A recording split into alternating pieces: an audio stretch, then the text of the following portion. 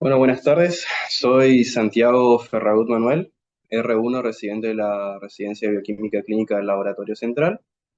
Eh, Tengo mi rotación que hice en el servicio de hematología en la sección de hemostasia en el Hospital Julio C. Perrando. Y el Ateneo de hoy que voy a dar se titula K bajo control, el rol del TP en la regulación del tratamiento. Bien, comencemos hablando primero de los objetivos. El primero va a ser revisar las formas, absorción, metabolismo y almacenamiento de la vitamina K. El segundo sería analizar los factores fisiológicos y patológicos que pueden modificar su disponibilidad o función. Después explicar la relación entre la vitamina K y el tiempo de protrombina como marcador bioquímico de su actividad. Y por último, identificar las situaciones clínicas donde se utiliza el TP para el seguimiento y la evaluación del estado de la vitamina K. Bien, ahora vamos a hablar de la tabla de contenidos, algo parecido. En realidad, primero vamos a hablar de lo que es la estructura y metabolismo. En sí son las formas dietarias y endógenas y ver cuáles son las variables que afectan su absorción. Después vamos a hablar de la acción de la vitamina K, por qué es importante la vitamina K en el cuerpo.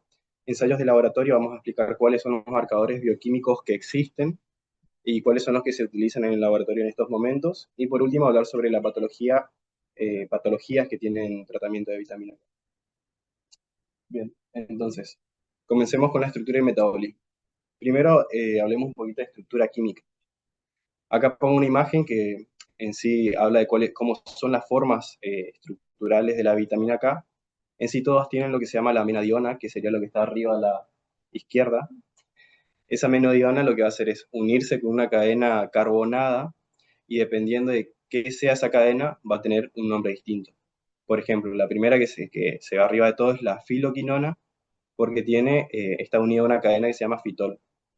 En cambio, tenemos las de abajo que son menaquinonas porque tienen cadenas isoprenoides. Y dependiendo de la cantidad de cadenas isoprenoides que vos tengas, va a ser el nombre completo. Es decir, como mínimo va a tener 4 cadenas isoprenoides, entonces se va a llamar MK4. Y como máximo tenés 13 cadenas, es decir, que puede ser MK13. Ahora, la filoquinona se encuentra normalmente en cloroplasto. En cambio, las menaquinonas o MK o K2 en bacterias. Eso es algo que me olvidé decir. La filoquinona se llama PK o también K1. Bien, ¿y por qué es importante en dónde se van a encontrar? Porque cuando hablamos de dieta y absorción, bueno, la ingesta diaria normalmente es de 100 microgramos por decilitro. Entonces la vitamina K puede estar en forma de K1 en la dieta y esa va a ser a través de la absorción de vegetales de hojas verdes. ¿Por qué? Porque las hojas verdes son justamente las que tienen el cloroplasto. Y estas normalmente se van a encontrar dentro del cuerpo una vez que ya son absorbidas en la circulación sanguínea. Después tenemos la otra forma, que sería la K2 o MK, que como son producidos por bacterias va a estar en el intestino y también en alimentos fermentados o de origen animal, como por ejemplo el queso o el huevo. Y estos normalmente tienden a estar en el tejido hepático, ¿sí? Una cosita para decir es que la K1 tiene la posibilidad de producir K2, o mejor dicho, la MK4 específicamente, es decir, pasar de circulación a tejido hepático. Bien, por último, decir dos cosas importantes de la absorción, y es que estas son vitaminas liposolubles, es decir, que necesitan sales biliares y son favorecidas por las grasas. Y la otra es que, de acuerdo a sus farmacocinéticas, son afectadas por ingestas dietéticas agudas. Es decir, que si yo como mucha vitamina K, voy a tener eh, un pico máximo en 6 a 10 horas cercano. Bien. Ahora, ya hablamos de dieta y absorción, un poquito el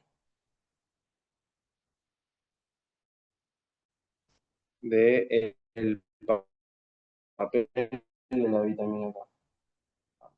No sé si se escucha, no sé por qué no cambia.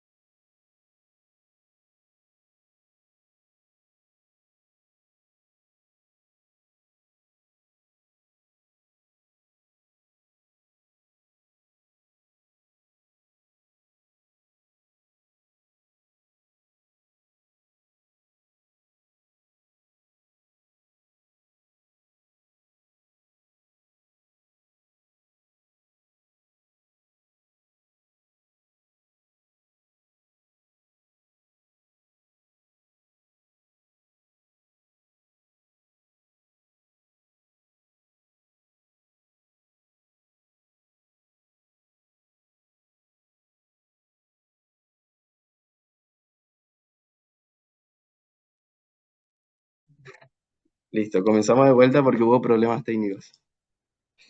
Bien, vamos a hablar primero del papel de la vitamina K. Entonces, ya hablamos de la dieta y absorción, ahora vamos a hablar de su papel. Sabemos entonces que la vitamina K lo que puede hacer es producir una gamma carboxilación de los ácidos, del ácido glutámico de algunos compuestos. Entonces, este es el ciclo de la vitamina K. Vamos a comenzar en la parte de arriba, en donde vemos que la vitamina K está en su forma reducida, tiene la capacidad entonces de producir esa gamma carboxilación, oxidándose en esa reacción a vitamina K epoxi. La vitamina K epoxi, entonces, por medio de una enzima que se llama epoxirreductasa, pasa a su forma quinona, y la forma quinona después, por otra enzima que se llama quinonirreductasa, pasa a la forma hidroquinona. Ya les voy avisando de que, por ejemplo, los medicamentos que son vitamina K, anticoagulantes contra la vitamina K, lo que van a producir es un efecto sobre estas dos enzimas que mencioné recién, sobre la forma epoxirreductasa y la quinonirreductasa, pero tienen su mayor efecto en la epoxirreductasa. En cambio, la quinona reductasa la inhiben de una forma parcial. ¿Bien? Bien. Ahora, ¿por qué es importante ese papel de gamma carboxilación? Bueno, porque tiene un papel muy importante hemostático, ya que muchos productos necesitan de esa gamma carboxilación, es decir, de los factores de coagulación, de los cuales tenemos, que son K dependientes, la protrombina, el factor 7, el 9, el 10, la proteína C, la proteína S y la proteína Z. Pero no solamente existe este papel hemostático, sino que también se vio que tiene un papel óseo, ya que también necesitan gamma carboxilación otros tipos de moléculas, como por ejemplo la osteocalcina carboxilada, el cual se vio que tiene una gran relación con la mineralización ósea. Es más, hay nuevos artículos que están buscando ver una relación entre vitamina K y osteoporosis, y también la proteína GLA de la matriz carboxilada, que tiene una relación con la inhibición de la mineralización vascular. Bien, ahora vamos a hablar un poquito más del sistema de coagulación. Esto es más que nada para que puedan ver cuáles son los factores K dependientes y cuáles no. Y acá más que nada el tema de que el factor 7 es el que tiene la vida media más corta, entre 4 a 6 horas. Eso puede ser un poquito más importante ahora más tarde. Ahora, ¿por qué es necesario hacer esa carboxilación? Porque a través de esa carboxilación voy a producir los que son los dominios GLA en estas moléculas. Es decir, se van a hacer proteínas GLA. Este dominio GLA es muy importante en lo que es los factores de coagulación, ya que le da la posibilidad que junto con los iones calcio produzca una interacción en los residuos hidrofóbicos, y es entonces puedan unirse a la superficie de los lípidos aniónicos de la membrana celular. ¿Sí? Y una cosa importante también es que si yo tengo una deficiencia o poca actividad de vitamina K, lo que se va a producir es eh, los metabolitos que no pueden ser carboxilados. Esos metabolitos son normalmente llamados PIPK, que son los precursores subcarboxilados del ciclo de la vitamina K. En sí las siglas son proteínas inducidas por la ausencia de la vitamina K. Un ejemplo de ellos son el PIPK2, que en realidad es la protrombina o el factor 2.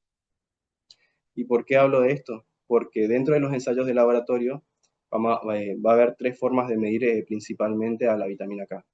El primero es el que todos sabemos, que es el tiempo de protrombina más APTT. Dentro de ellos, entonces, lo que se va a informar es el porcentaje, el RIN, que es la razón internacional normalizada, y últimamente también se estaba informando los segundos, es decir, el valor del paciente junto a los segundos de un testigo realizado en el día. Sería el valor del testigo del día. Pero además de esta forma, que es la que normalmente se hace de rutina, también existe una medición de la vitamina K en sangre. Ahora, como ya habíamos hablado antes, la única forma de vitamina K que se encuentra en sangre es la K1, es decir, la filovitamina K, la filoquinona, no la K2. Y las K2 está la MK4 hasta la MK3, 13, perdón. ¿Qué quiere decir eso? Que cuando yo quiero diagnosticar deficiencia, realmente no estoy midiendo todas. Entonces no me sirve como un buen parámetro para definir deficiencia de esta vitamina. Y además de eso, también necesita de métodos complejos, como por ejemplo la espectrometría de masas en tándem. Y por último, es lo que ya hablamos recién, el tema de los marcadores PIPK. Si yo tengo una deficiencia de vitamina K, estos marcadores van a estar aumentados en sangre. Y la forma de poder medirlos es a través de, por ejemplo, ensayos de inmunoabsorbentes ligados a enzimas, pero tiene la desventaja de que primero son de coste elevado, recién están comenzando a producirse estos ensayos, entonces hay baja disponibilidad comercial y además hay ausencia de métodos de referencia. Bien, entonces, teniendo esto en cuenta, lo que normalmente se va a hacer en el laboratorio va a ser un tiempo de protrombina. ¿Y por qué se utiliza un tiempo de protrombina? Porque vamos a tener el factor 7, que es vitamina K dependiente, el factor 10, que es vitamina K dependiente, la protrombina, que es factor vitamina K dependiente. Entonces es sensible para estas disminuciones de vitamina K. Bueno, entonces ya sabemos qué es lo que vamos a usar. Ahora vamos a hablar sobre las patologías con tratamiento de vitamina K. Son varias, hay bastantes. Vamos a hablar en específico sobre, por ejemplo, la colestasis y su forma de poder diferenciarla de otras hepatopatías, los déficits nutricional o malabsorción intestinal, la enfermedad hemorrágica del recién nacido, pacientes anticoagulados con renal alterados, el envenenamiento por warfarinas y por último los pacientes con deficiencias genéticas. Bien, comencemos entonces con el primero, que es un poquito más rápido, el tema de las diferencias de colestasis y otras hepatopatías. Entonces vamos a tener un TP prolongado, sería en este caso, sería al revés la flecha, y una sospecha clínica. Si bien la colestasis y las hepatopatías tienen marcadores bioquímicos específicos, normalmente cuando llegan a- al hospital es difícil poder hacer una diferenciación de los dos lados, es decir, de las dos hepatopatías. Es por eso que normalmente eh, se hace una diferencia de estos dos a través de lo que se llama una respuesta de vitamina K. Pero ¿por qué puede llegar a dar alterado la vitamina K en ambos sucesos?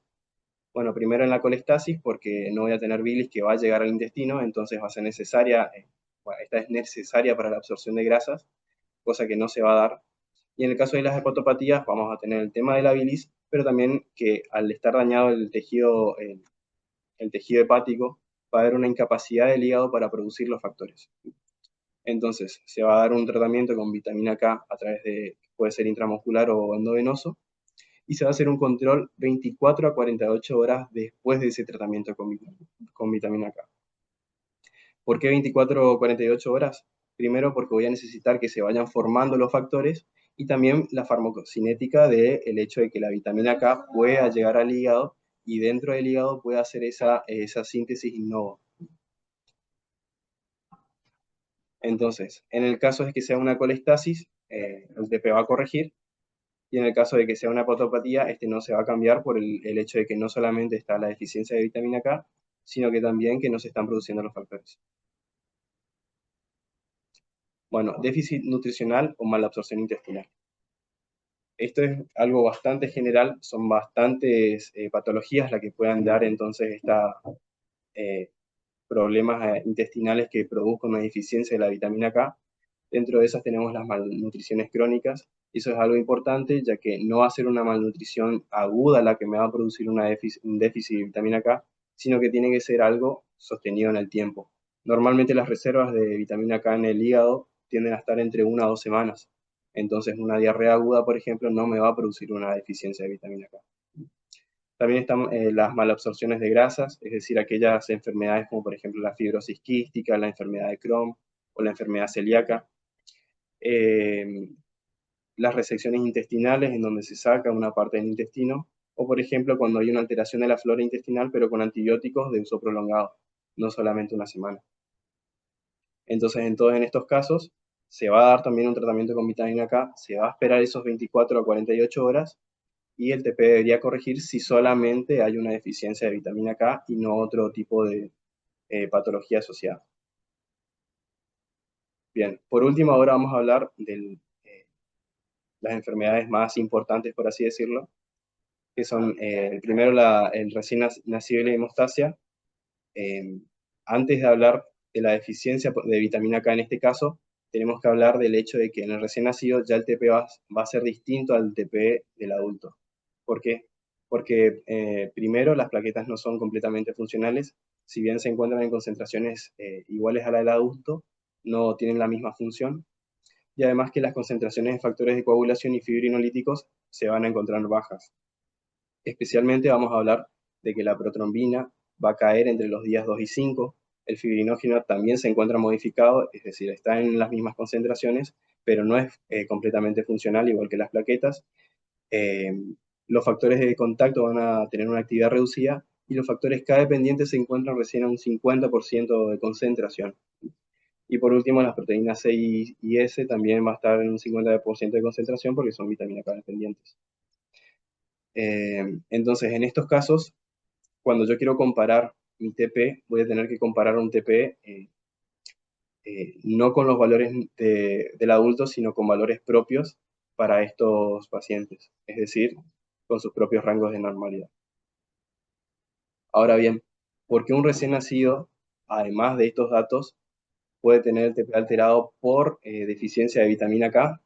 Y bueno, primero y principal, porque la vitamina K no es transportada a través de la placenta, entonces cuando nacen ya van a tener valores bajos de vitamina K. Hay hay muy baja concentración en la leche materna de vitamina K, es decir, que si solamente le doy leche materna al bebé, las concentraciones de vitamina K no van a aumentar. Y además la flora bacteriana intestinal del recién nacido alimentado a pecho no sintetizan menaquinonas porque no tienen bacterias que tengan la posibilidad de producir esas enzimas. Es decir, las MK que son producidas por las bacterias no están completamente maduras. Es por eso que normalmente a estos recién nacidos se le tiende a dar una dosis de vitamina K en los primeros días de nacimiento. Bueno, por último, no por último, perdón, el siguiente serían los pacientes anticoagulados. Primero hay que hablar del hecho de que hay bastantes variables en los pacientes anticoagulados. ¿Por qué? Porque los pacientes anticoagulados van a tener distintos tipos de anticoagulantes. Están los directos y, por ejemplo, los que son antivitamina K. Dentro de esos tenemos la warfarina, que tiene una vida media de 36 a 46 horas. Y otra, por ejemplo, es el acenocumarol, que es de 10 horas. Eh, este último es más potente y hay que decir una cosa, es que no son intercambiables justamente por su vida media. Ahora, no solamente hay que tener en cuenta de cómo va a ser la dosis del medicamento, sino que también estos pacientes van a tener otras variables que son, por ejemplo, la dieta, los estados hipermetabólicos como hipertiroidismo, estados febriles, disfunción hepática, cuadros de diarrea que afectan la flora intestinal, drogas como por ejemplo las cefalosporinas de segunda y tercera generación, está la aumentar y la rifampicina, por ejemplo, va a inhibir el TP. Y también tenemos variaciones genéticas, ya que existen algunos genes de las enzimas que habíamos hablado anteriormente, es decir, de la epoxirreductasa y de la quinona reductasa, que son más resistentes a estos anticoagulantes. Bien, esto es más que nada para que tengan en cuenta cómo era el ciclo de la vitamina K. A la derecha vamos a tener la forma epoxi, que a través de la enzima va a producir la forma quinona y después va a producir la forma reducida. ¿Y por qué esto es importante? Porque si recuerdan, cuando hablamos de dieta y absorción, las formas que entra al organismo va a ser en su forma quinona. Los anticoagulantes, como habíamos dicho anteriormente también, lo que van a hacer es producir una inhibición mayormente en la epoxirreductasa. Pero si yo ya entro en la parte de la quinona, me salteo esa parte, de tal forma que solamente va a necesitar la quinona reductasa, que esa está inhibida parcialmente. Es por eso que es importante controlar la dieta en los pacientes que están anticoagulados. Entonces acá se puede ver cómo las quinonas dietarias se saltea la parte de la epoxi. Eso entonces le da la posibilidad de hacer un ciclo hasta llegar a la epoxi nuevamente, ¿no?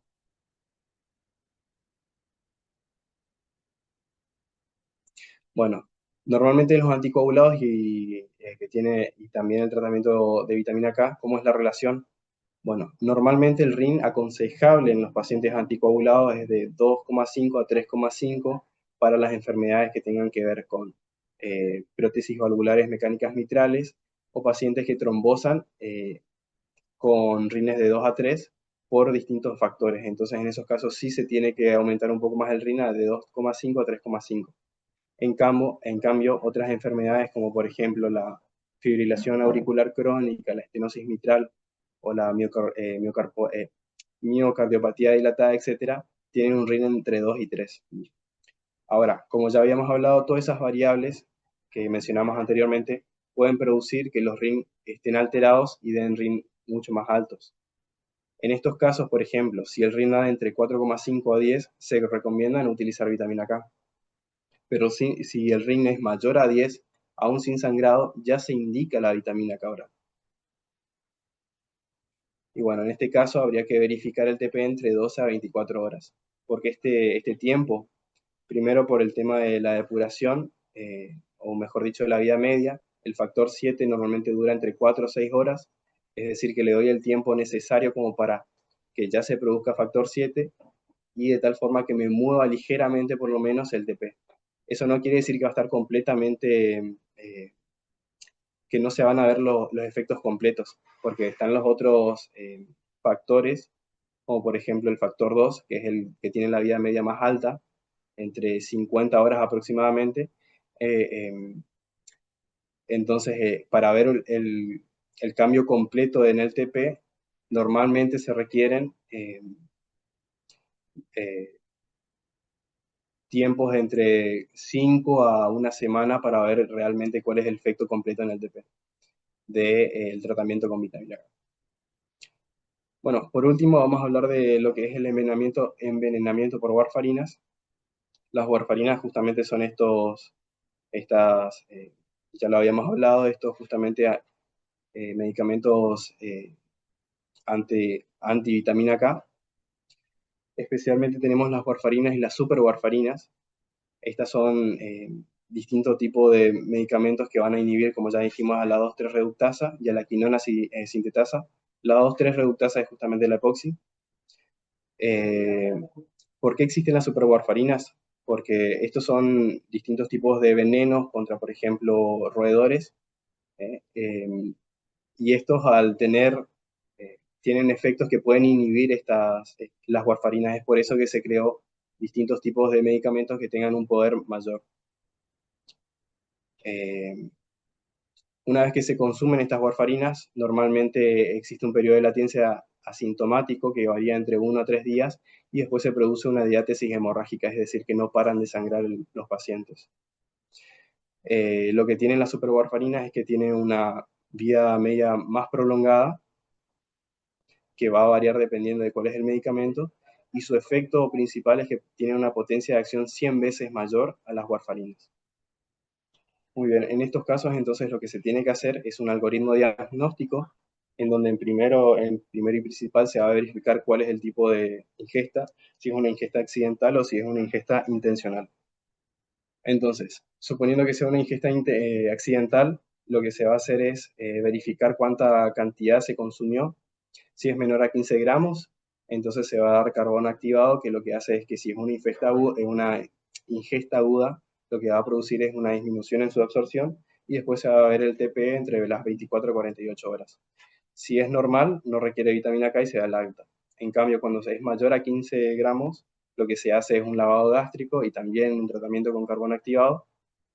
Y ahí se va a mirar el TP a las 0, es decir, uno basal, a las 24, a las 48 y a las 72 horas.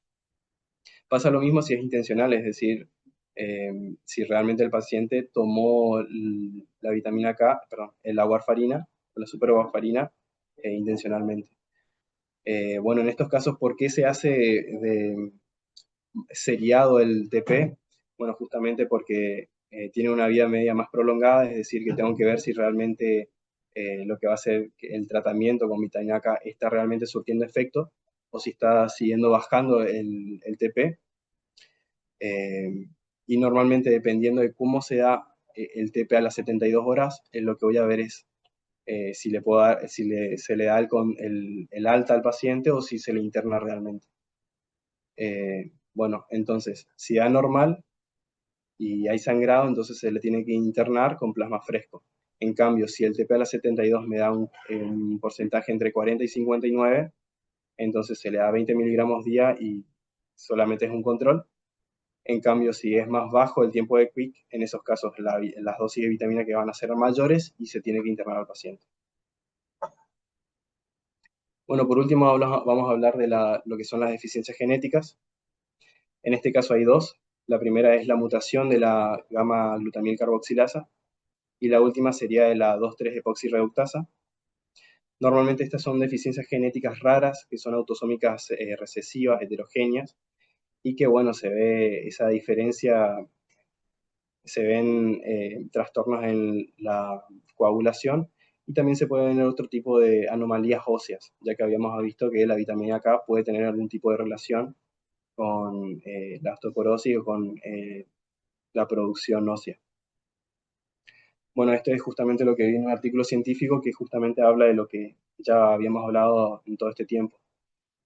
Lo que se va a ver es un TP alterado y lo que puedo hacer también es medir las concentraciones de K1 o puedo medir las concentraciones de PIK2, pero lo que realmente me va a definir el diagnóstico de estas enfermedades es simplemente la detección de las mutaciones homocigotas o los compuestos a través de estudios genéticos. Pero obviamente antes de eso tengo que hacer una diferenciación con causas adquiridas, que es todas las que habíamos visto anteriormente. Por ejemplo, las malabsorciones intestinales, hepatopatías, consumo de warfarinas, etc. Bien, esos son todos los casos entonces en donde se necesita hacer un tratamiento con vitamina K. Entonces, las conclusiones de este Ateneo son que la vitamina K cumple un rol esencial en la síntesis de proteína de coagulación, dependiente de su acción como cofactor de la gamma carboxilación hepática. Su absorción y metabolismo pueden alterarse por causas nutricionales, hepatobiliares o farmacológicas, afectando la hemostasia. Y por eso el tiempo de protamina constituye el principal marcador bioquímico para evaluar su estado funcional y monitorear tanto deficiencias adquiridas como congénitas, integrando así la interpretación clínica con enfoque bioquímico del paciente. Esta es la bibliografía utilizada. Muchas gracias.